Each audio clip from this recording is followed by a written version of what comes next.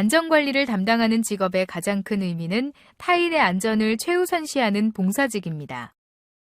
일반적으로 봉사직은 서비스업의 대부분이며 식음료 판매업의 서비스 제공, 심리학자로서 타인에 대해 주의 깊게 경청하기, 사회의 안전과 안녕을 보장하기 위해 순찰하기, 생명과 재산을 보호하는 소방관으로 일하기 등 주로 종교, 사회봉사, 가르치는 것에 관심이 있는 사람들이 담당합니다.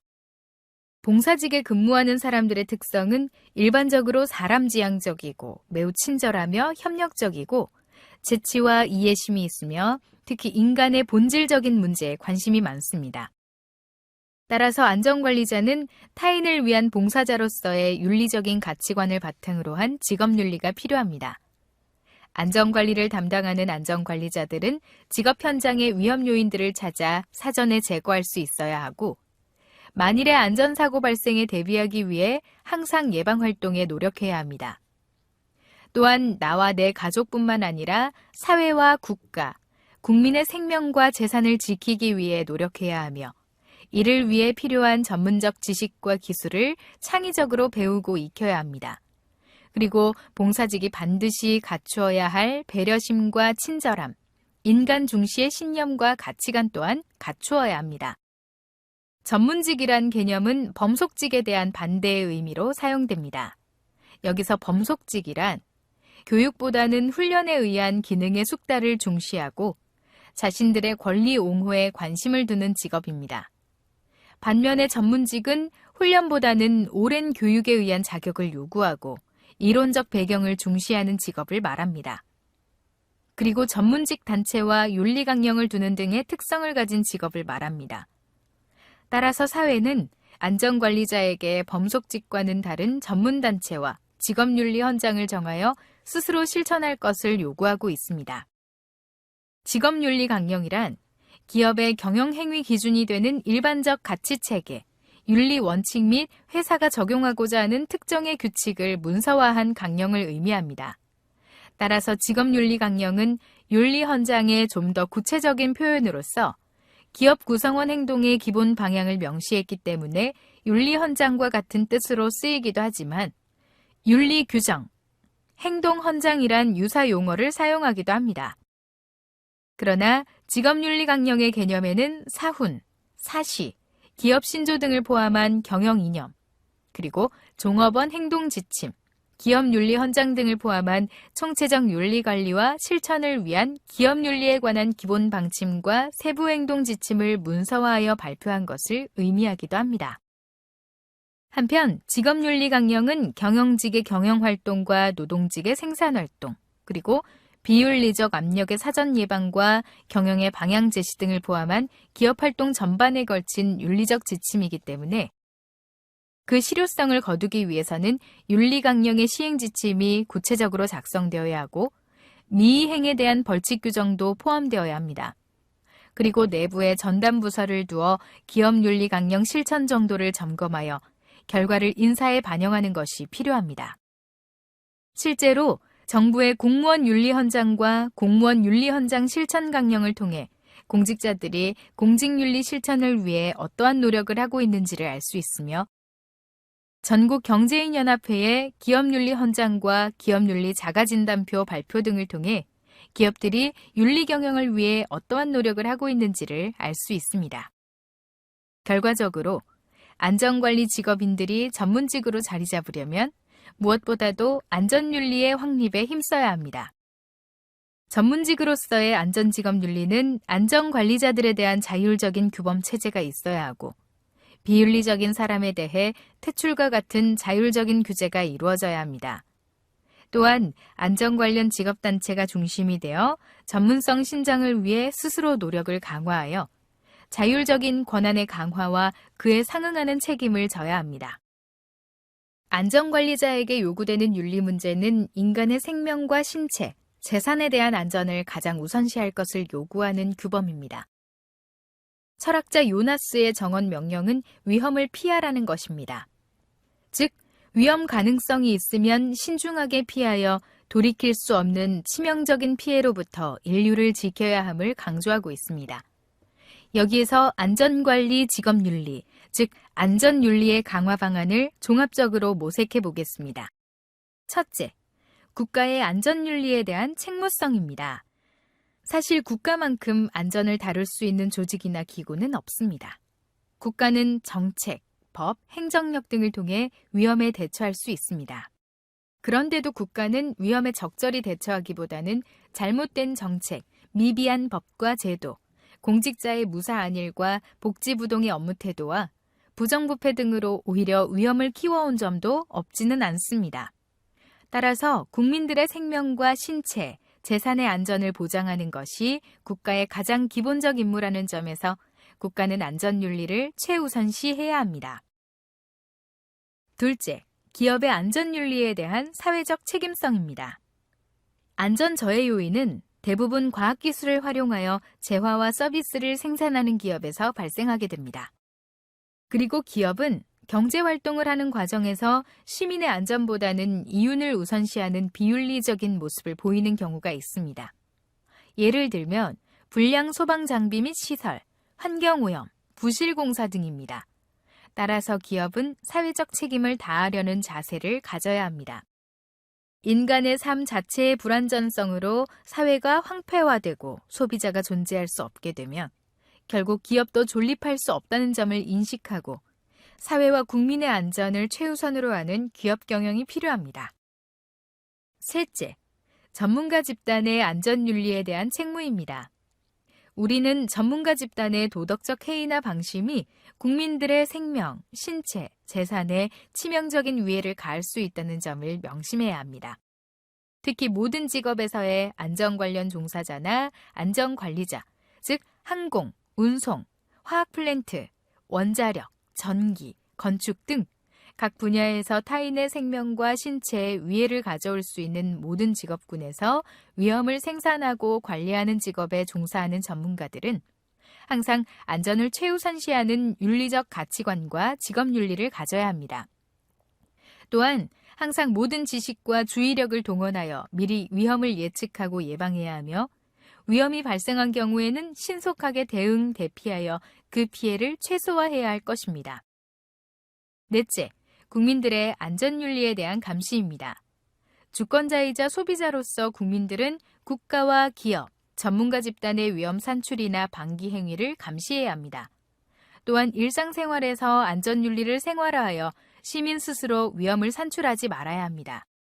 개인의 힘으로 대응하는 것이 한계가 있을 경우 NGO 등과 같은 사회단체와 역량을 결집하여 조직적이고 체계적으로 위험을 감소시키고 안전을 위한 활동을 강화해야 합니다.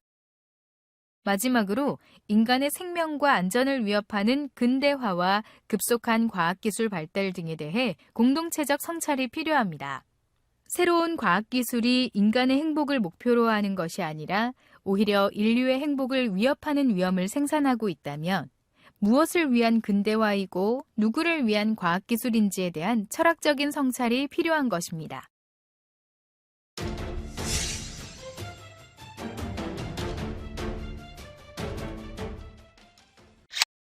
우리나라에서 리더십은 관리 교육 또는 높은 계층의 교육을 리더십 교육이라고 할 만큼 그 개념이 분명하지 않았습니다. 그리고 리더십 교육도 경험적 연구 결과나 이론에 기초하지 못하였고 기법 중심으로 흐르는 경향을 띠고 있습니다. 리더십의 개발은 리더십의 역할과 과정을 효과적으로 수행할 수 있는 능력을 높이는 데 있습니다. 리더십 개발에 자주 쓰이는 기법에는 역할 모델, 사례 연구, 경영 게임과 시뮬레이션이 있으며 최근에는 멘토링, 코치, 행동학습이 사용되고 있습니다. 예를 들면 미국의 주요 기업에서 널리 활용되고 있는 행동학습은 조직의 현장에서 실제 부딪히고 해결해야 할 과제를 팀을 짜서 수개월 이상 과제를 수행하는 과정에서 학습이 이루어지기 때문에 경험을 통한 학습의 효과와 행동학습 자체가 조직의 전략이 될 수 있습니다. 모래에서 사금을 건져내듯 다양한 경험과 사건, 그리고 인간관계에서 리더십의 지혜를 얻을 수 있습니다. 그리고 리더의 지원, 학습 환경, 배운 내용의 활용 기회 등 리더십을 촉진할 수 있는 환경을 조성하는 것은 리더십의 효과성을 높이는 데 중요한 요소입니다. 특히 화재 등 안전관리는 자율과 책임을 바탕으로 하는 리더십이 요구됩니다. 리더는 구성원들에게 동기를 부여하고 조직의 이해타산을 능가하는 가치를 부여해야 하며 리더의 비전과 이상에 추종자들이 동일시하는 과정에서 리더십은 수용됩니다. 한편 안전관리자들이 리더십을 개발할 수 있는 조직 문화를 선도하는 길은 외롭고 험난한 길입니다. 개인의 심리, 조직의 원리와 변화, 그리고 무엇보다 리더십 현상에 대한 체계적 이해를 위해 부단한 학습과 개척자적인 노력이 요구됩니다.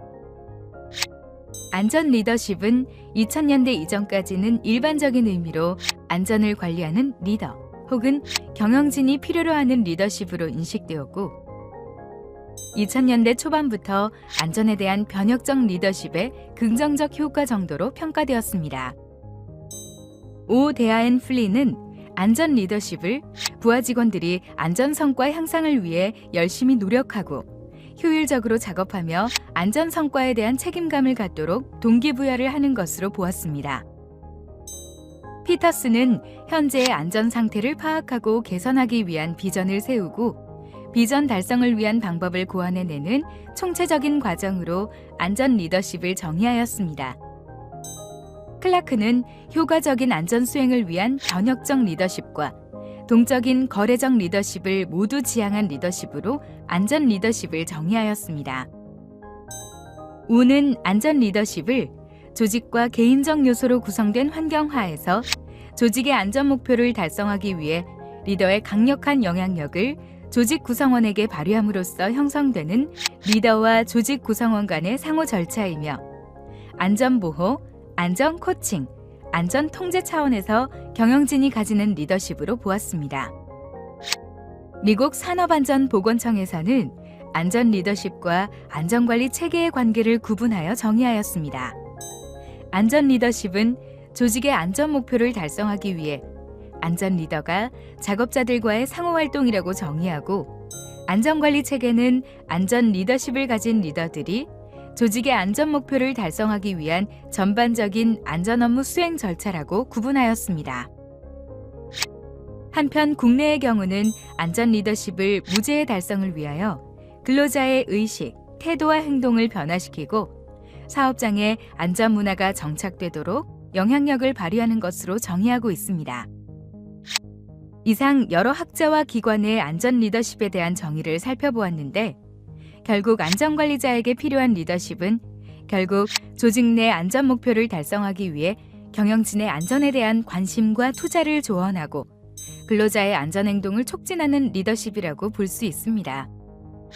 크라우스는 안전 리더십의 세부 구성 요인으로 신용, 행동 지향, 비전, 책임, 안전 소통, 공조, 안전 피드백을 제시하였습니다. 신용은 리더의 언행 일치를 말하고 행동 지향은 리더가 안전하지 않은 상황을 해결하기 위해 직접 행동하는 것이며 비전은 리더가 조직 내 안전을 주요 가치로 삼기 위한 큰 그림을 그리는 것입니다.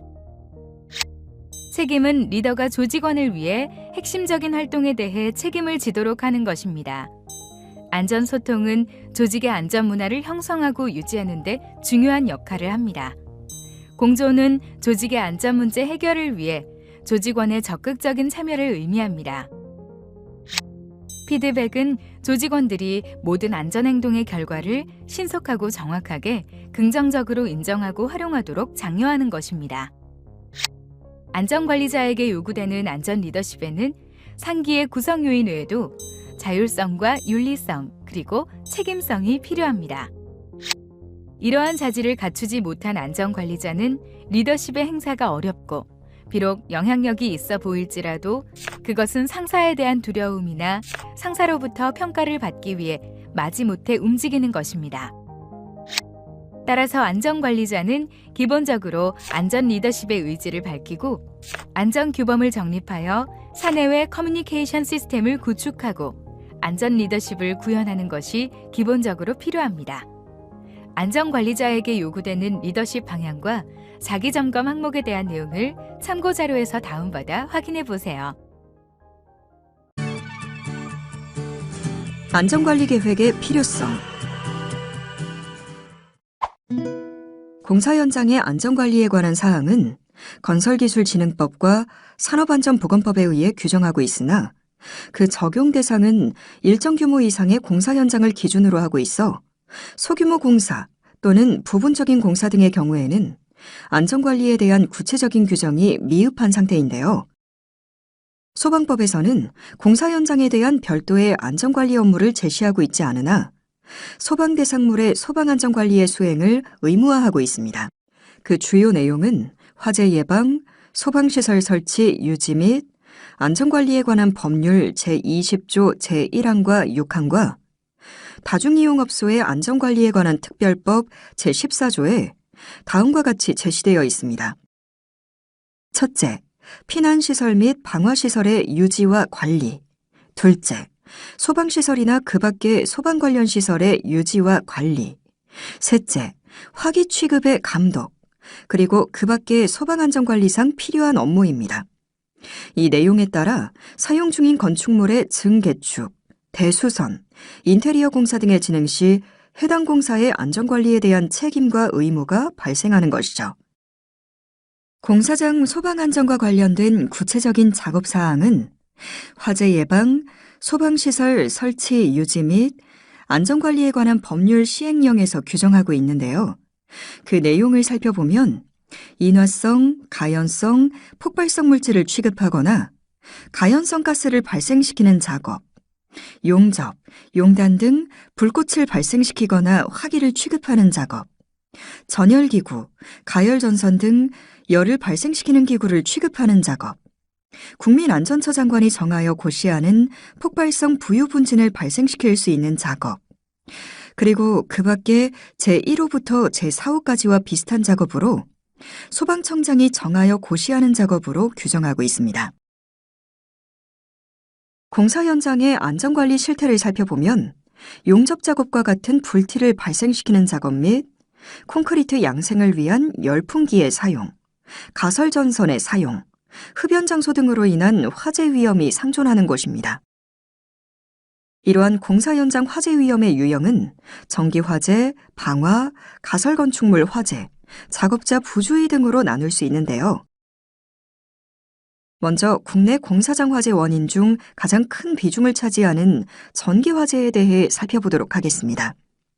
전기 화재가 주로 발생하는 장소로는 지하에 위치하는 수변전실, MCC실, 서버실 및 UPS실 등 전기 관련 시설입니다.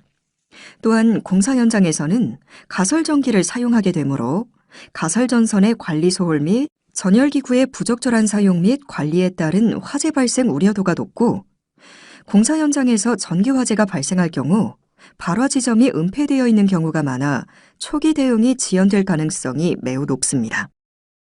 다음으로 방화에 의한 화재는 경제사회가 발전할수록 급속도로 증가하는 추세로 특히 공사 현장의 경우 보안 등이 취약할 수밖에 없는 상황이므로 방화의 화재 우려가 높습니다.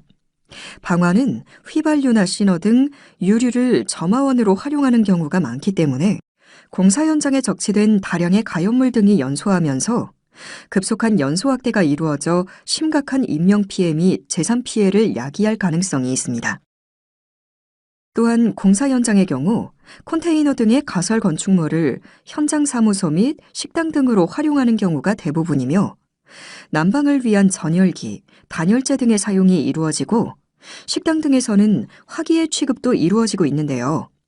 하지만 공사 현장의 가설 건축물은 현재 소방 대상물에 포함되어 있지 않으므로 소방설비 등의 설치 유지 관리 의무가 없어 일반 건물보다 상대적으로 화재에 매우 취약한 상황인 것입니다.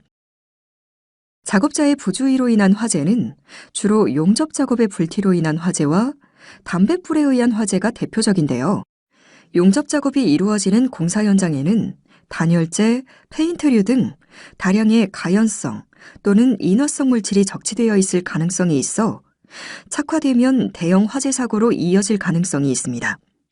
또한 이와 같은 가연성, 인화성 물질에 착화한 경우 급격한 연소 확대가 이루어지므로 주의해야 하겠습니다.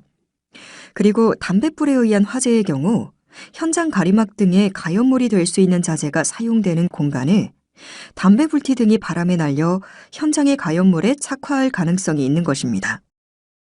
이외에도 공사 현장에 여러 공종별 화재 및 위험 요소가 산재하는데요. 공종별로 구분해서 예시를 살펴보도록 하겠습니다. 먼저 가설공사 시 위험 요소는 부지 확보 및 정리 단계 현장 관리 미흡이나 착공 초기 전기 사용 간 화재 위험이 있을 수 있고, 굴착 및 발파 공사 단계에서는 폭양 발화 위험이나 위험물 관리의 미흡으로 화재가 발생할 수 있습니다.